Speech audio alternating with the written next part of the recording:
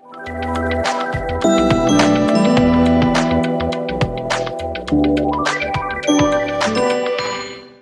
New Year, everyone. I'm Marissa, and this is Caribbean Real Talk. Tonight, we have a very special guest with us. She is no stranger to the media. She's a mother, wife, writer, motivational speaker, presenter, and a very well-known darling of television in Trinidad and Tobago. She's the beautiful and multi-talented Miss Golda Lee Bruce. Welcome, Golda Lee. Very nice to be here. Thank you so much, Marissa. Thank you, Marie. Thank you so much, Golda Lee. We are so honored to have you with Caribbean Real Talk. So before we get started, ladies, I'm going to fill you in on something that you may not know. I'm going to surprise you a little bit. Is that okay? Oh, that's fantastic. Yeah. So my last name is Lee Bruce. My first name is Golda. Not many people know that, and I don't make the distinction very often because Golda Lee has a ring to it, right? Yes. But I'm just letting you know that the last name I took, that's my maiden name. Lee is my maiden name and Bruce is my married name. Okay. Oh, okay. Well, Bet you didn't know that. No, I didn't know. I've been calling you Golda Lee. Yeah, you're not alone. Trust me. Many people do. And I just let it be. But, you know, I thought you ladies should know. Okay, so Golda, what made you start your journey in the media? So tell us a little bit about that. Sure. So my journey in media started very much by chance. I went to the University of the West Indies Mona campus with the intention of studying international relations. I'm not sure where that came from. I can't really remember, but I thought, you know, probably I was a business student and it seemed like a really good choice for me. I wanted to be a diplomat. And so I wanted to study international relations. And when I was finally accepted to the university officially, 2 days after the semester had actually begun, I found out that there was no more room in the IR program. And I didn't have other options really because I was late coming onto the campus. And I remember getting some advice from a stranger at the time, someone I had just met. And he said, you know, just go to all of the different programs that you're interested in, ask if there's any space and see what could happen there. And the first place that I went to was the Caribbean Institute of Media and Communication. And there was an opening in the radio program at the time. And I spent probably a couple of months to a year in radio. And then I switched over to television. And I have to tell you, it must have been divine. It was one of those moments in my life when God used a detour to, you know, point me in the right direction. So what started as a disappointment ended up very much being divine intervention. And I found in my television classes, in my media classes, that I was exactly where I was supposed to be. And from that point, I went on to do a couple of internships in media. One of those internships was at TV6, and I worked with a few well-known journalists at the time. And then they were setting up this other station a year later when I graduated called CNC3. And that's when I went into my first real job, non-internship in media, and where I stayed ever since. So I was in media, I would say, for about 13 years before my new career path.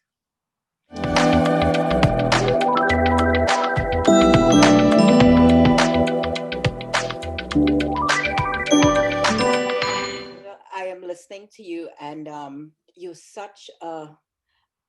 have such a beautiful spirit as you're speaking. You know, I am picking that up, that you're such a beautiful spirit, you know. So in reference to that, tell me, who is Golda Lee Bruce? Yeah. Some information about you, my darling. That is such a big question, but these days I find that I'm being asked that question more and more. And here is the way that I answer it. I am actually Kizzy Lee. My middle name is Kizia. And so I grew up being called Kizzy. As a matter of fact, all of the members of my family still call me Kizzy. Marissa, my cousin Annika, would be one of those people who still calls me Kizzy. I'm from La Puerta Avenue, Diego Martin, a community that is very mixed. It's a mixed bag. There you would find people of different socioeconomic standing, different levels of education, different races, different cultures, different religions. I grew up with my mother, my aunt, and my grandmother, as well as my sister. I'm the younger of two siblings. My father passed away when I was very young. And so we went to live with my mother's mother, and my mother's sister, my aunt. Very interestingly, both of them were visually impaired. And so much of my childhood, I spent kind of like a seeing eye dog for my granny and for my aunt, which was a lot of fun in many ways. And it taught me many skills, in particular, the skill of describing and storytelling. When you are leading your blind aunt through Port of Spain and describing things to her, you tend to develop a certain knack for saying what's there and making things visual in a mental sense. And my family has always placed very high value on education. Yeah. You know, we, from a very young age, we were taught through example to read a lot and to appreciate learning and to always strive for more from school. And there are many teachers and many communicators in my family. My mother was a writer from a very young age. She was awarded for her writing as a teenager. She also worked in media as a teenager. So I come from a family of strong communicators. You know, we are people who write and who speak. We don't have very many mathematicians or scientists in there, but you know, the arts, the humanities have served us well.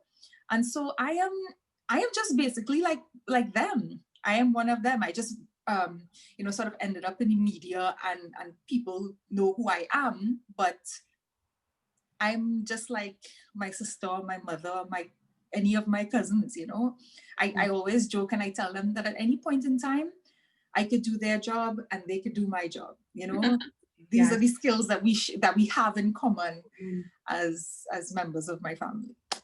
And now that you're telling me that part of your life, Golda Lee, I'm not surprised at all that you recently received a memoir award.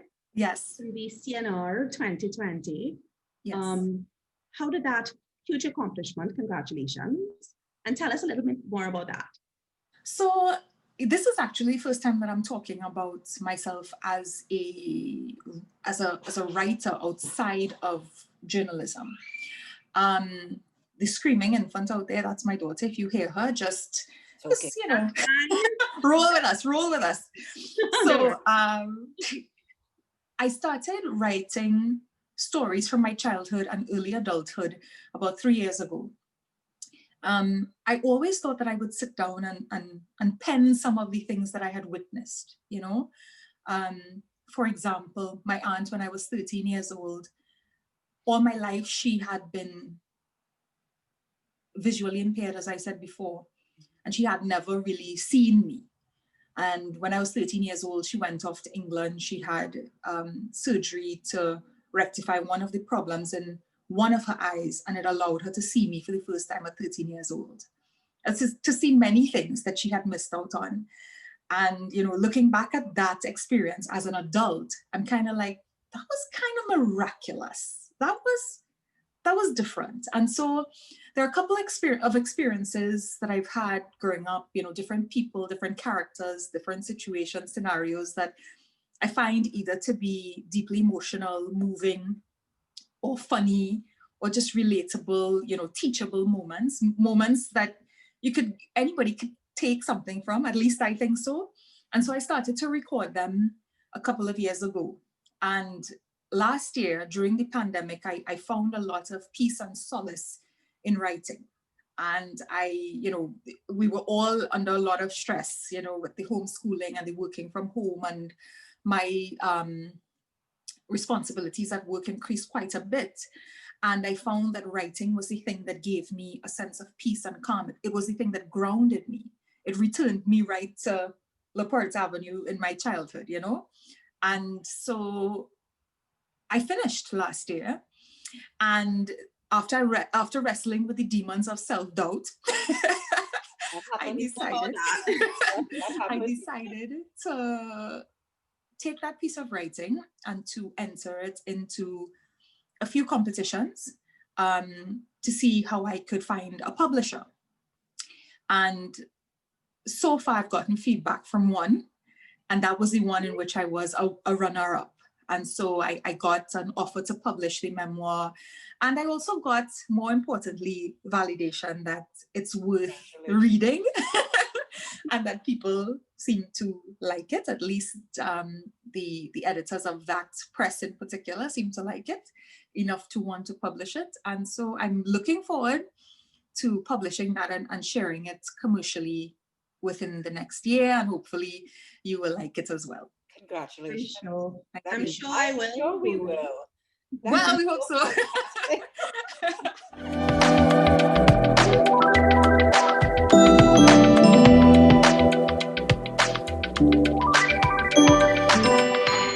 Golda, you're a storyteller from what you've been telling us. Yes. Something that you always wanted to do, or you just happened to fall into it, realize that you had the skill for it because, you know, you said that your aunt had a problem, you know, with seeing, and you used to tell her stories by saying, okay, we're on Frederick Street and this is where we are, and so forth. Is this something you always wanted to do? So, no. The answer to that is no.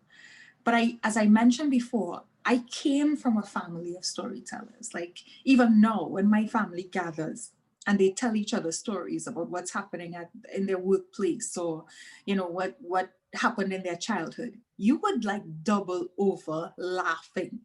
Sometimes it would make you cry, sometimes it would make you angry as well. But they were always very descriptive and always very engaging, you know. And I found recently, in the last 5 years, I began to question, you know, what was I really put on this earth to do? You know, and a lot of times we mistake that, what I call purpose, for our job. But that's our work and maybe not our purpose, right? And so a lot of people saw me as being the CNC3 news anchor, as being a journalist. And that was it. I was the news lady. It was something that I was doing since I was 20 years old. And I really began to question, what am I really? If you shave off the news anchoring bit, if you shave off the media part and the thing I went to school to study and all of that, what's left? And when I examined that, what was left was a storyteller, someone who enjoyed telling stories. And I was able to hone those skills in media and in other ways through public speaking and different things like that. But at the core, I believe myself to be a storyteller. And I didn't have the courage to say that up until maybe 2 years ago. But here I am saying it to you now. I enjoy telling stories. I enjoy listening to stories. I enjoy having conversations like the one that I'm in right now with you ladies.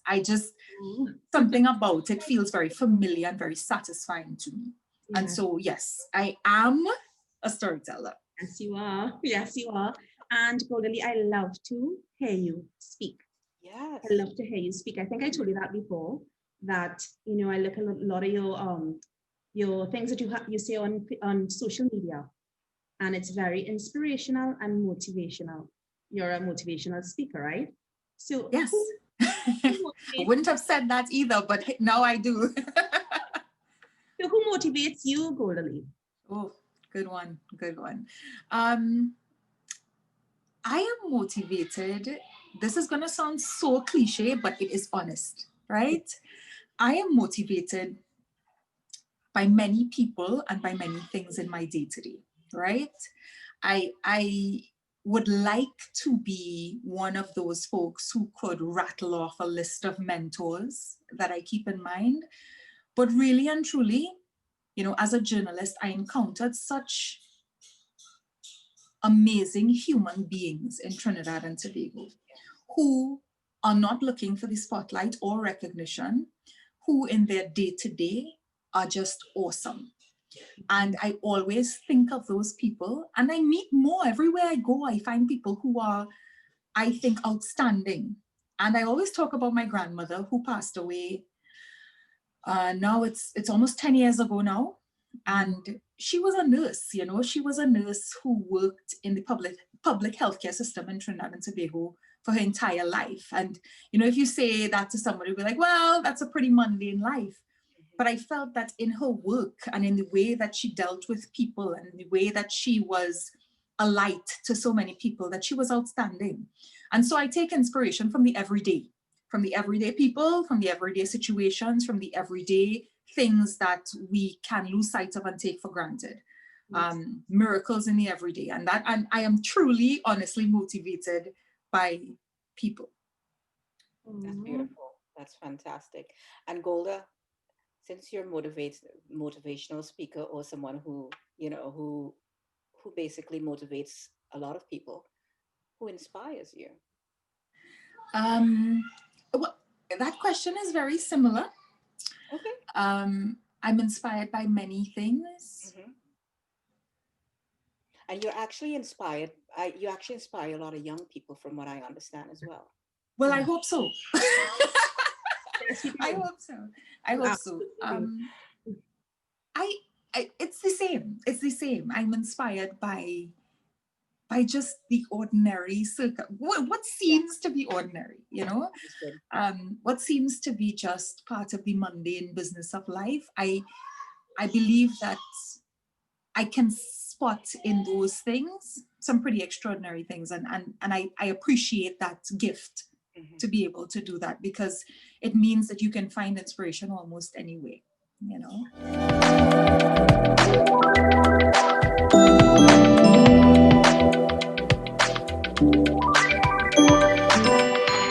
But I do. And you know what? You have such a beautiful voice. Is it that you have? Is it natural, or have you been trained? So, there are singers in my family. This is the other side of the family now, and quite a few members of my family can sing. Yeah, and so growing up, I sang in the school choir and in music festival. And then once I started working, singing kind of fell to the wayside. Like, what was I going to do, you know? Like, I didn't see how it fit. Yeah. And then a time came when I felt very exhausted by work and just sort of worn out in the cut and thrust of media. And I returned to singing. I followed my sister, to voice training.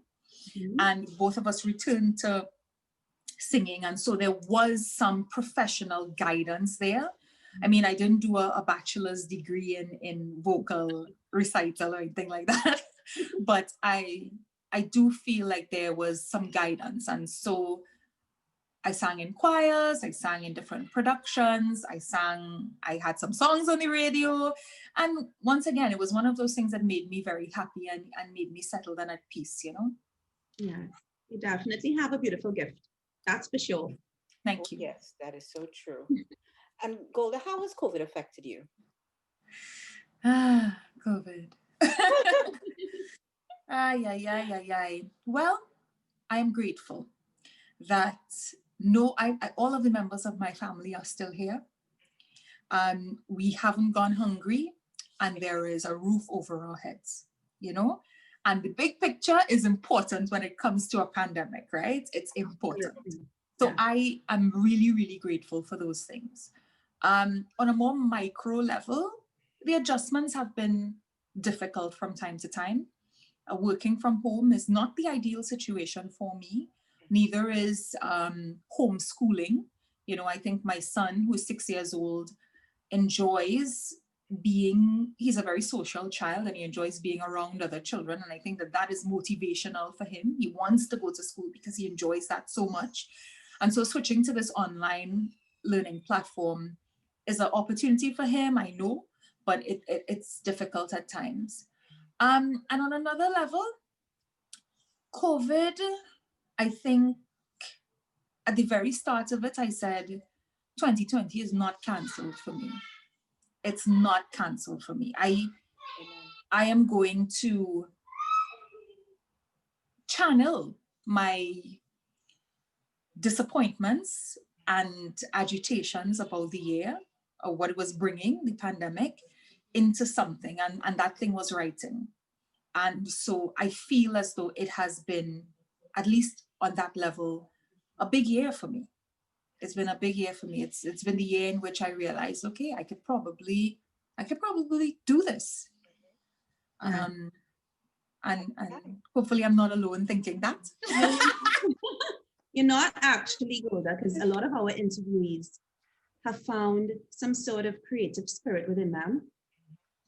They have allowed it to, come out.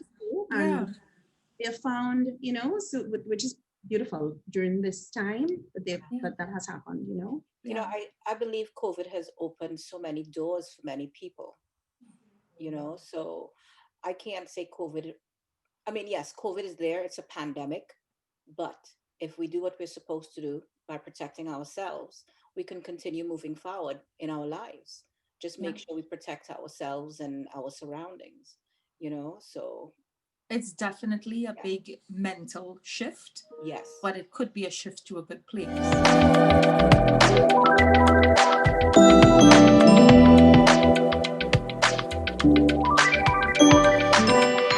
Do you miss Trinidad? Of course.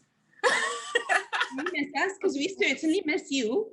No. I am connected to, I guess anybody would say this, but I am connected to Trinidad in a way that I don't think is very normal. I am connected to Trinidad and Tobago, not only,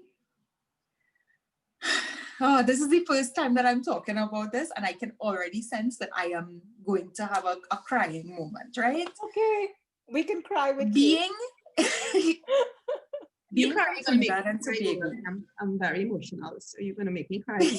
Being from Trinidad and Tobago is something that I'm exceptionally proud of. When I was a child and I was traveling to school in the back of a maxi, I used to think, why was I born on this small island? And why isn't Mariah Carey or Whitney Houston sitting in the back of a maxi? And now I think, what a God to put me there, to make this beautiful place and these people who are colorful in every way, the people that I am allowed to observe and to write stories about. And so, do I miss Trinidad and Tobago? Yes. But do I take Trinidad and Tobago everywhere I go? Yes. Am I Trinidad and Tobago? Yes. That is fantastic to hear, Golda Lee. Oh, yes. And another question I know the population want to hear. Do you have any sort of, in the near future, maybe returning to Trinidad? To live, to reside? I don't know. I don't know how to answer that question, honestly, because I don't feel as though I am, as strange as it may sound, in control of my own life. I feel as though my path is being led or charted by God, and I will go where He needs me to go. Amen. Oh, so true. And so we'll see. Yeah. We'll see. But send my doubles. Marissa could send you doubles. But wait, Golda, you're in Maryland. You're not too far from DC. You could go right there to the Trini place. Yeah. Pick up some food and some doubles. But it's not as good as home, though. Yes. That is the thing. Try not to say too much here, Marie. Okay. Try not to say too much. Trying to keep it PC. Oh, I understand. Well, Golda, it was such a pleasure having you. And thank you so much for being part of Caribbean Real Talk. I mean, this was an amazing interview. I enjoyed listening to you. You're such an awesome, beautiful spirit, like I was saying earlier.